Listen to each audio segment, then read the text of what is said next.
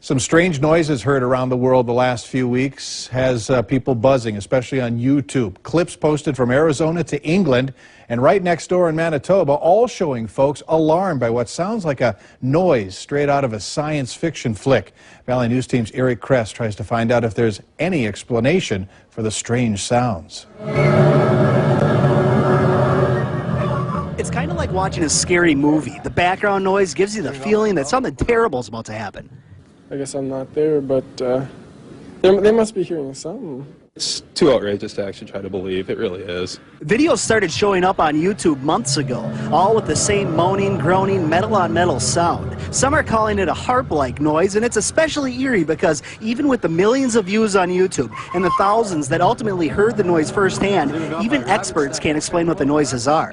No, I wouldn't be able to tell, certainly not from the videos that there are. Oxford University graduate Alexander Wagner of NDSU's physics department has little in theory about what the noise is. He says most of the clips have a low frequency pitch, but the sound isn't necessarily coming from above.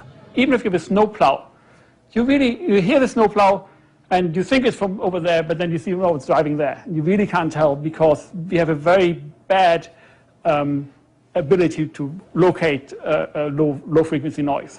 So even if the noise is coming from somewhere in the atmosphere or perhaps a train track down the block, these videos have the internet buzzing.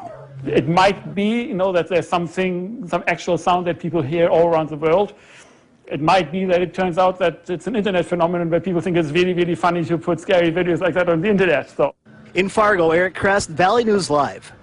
Now, the closest case to us of weird sounds came out of the sky in Manitoba, Canada. There, folks claim to have heard the noises for miles.